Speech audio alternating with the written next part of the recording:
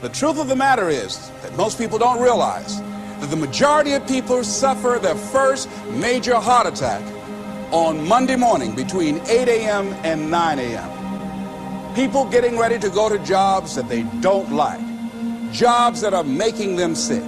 You see, when you're not pursuing your goal, you are literally committing spiritual suicide.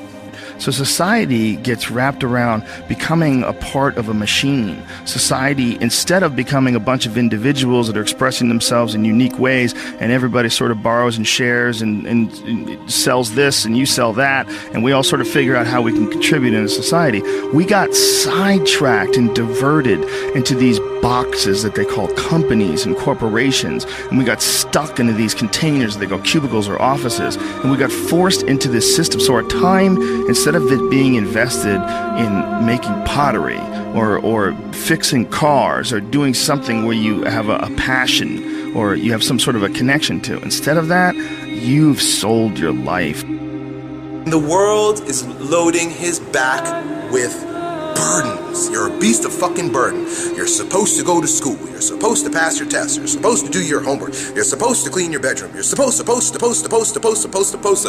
right?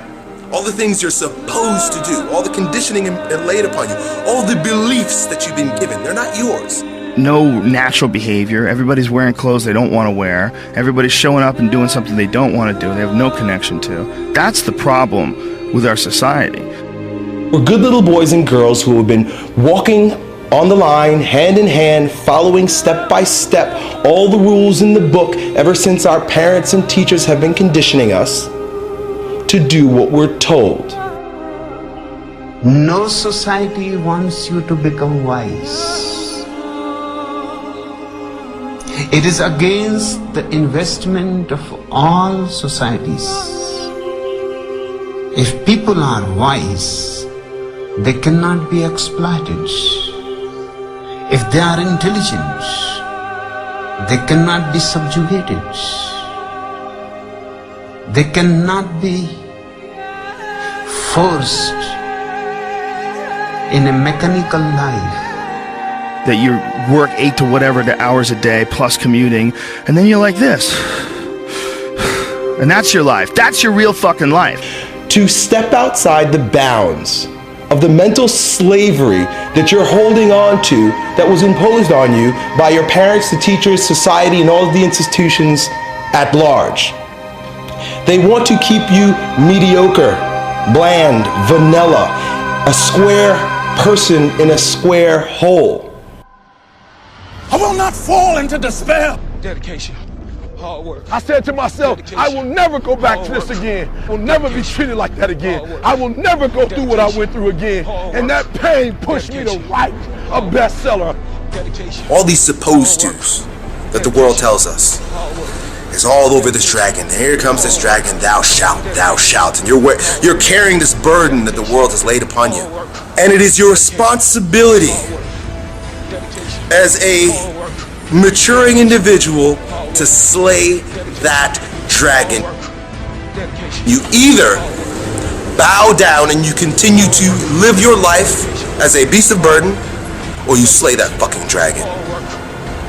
And by slaying that dragon, you become a lion. And that lion's name and his attitude is I will and no. Dedication, hard work. I'm a one-man army. One-man army. The world can go against me. I'm still come on top.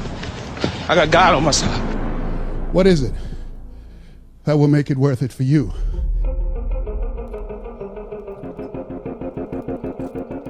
Find out what it is you want and go after it as if your life depends on it. Why?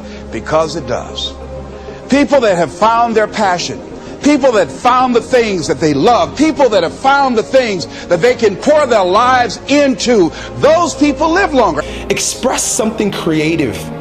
Be who you are from the depths of your heart, regardless of what anybody else thinks. And so I'm trying to encourage everybody out there, take advantage of life. Get busy living. Man, for real, the window closes so quickly on life and on opportunities. And so when you got an opportunity, you got to take it. You feel me? When you have an opportunity, you got to take it.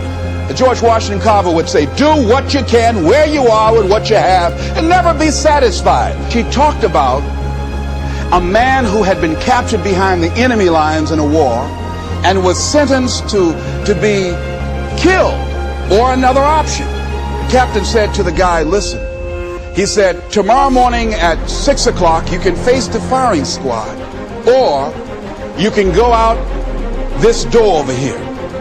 And the guy said, what's out the door? He said, no one knows. All we can tell you is just unknown horrors. He thought, and the next morning he selected the firing squad. After the shots rang out, the captain's secretary said, what's beyond that door? And he said, freedom. And so I was blessed.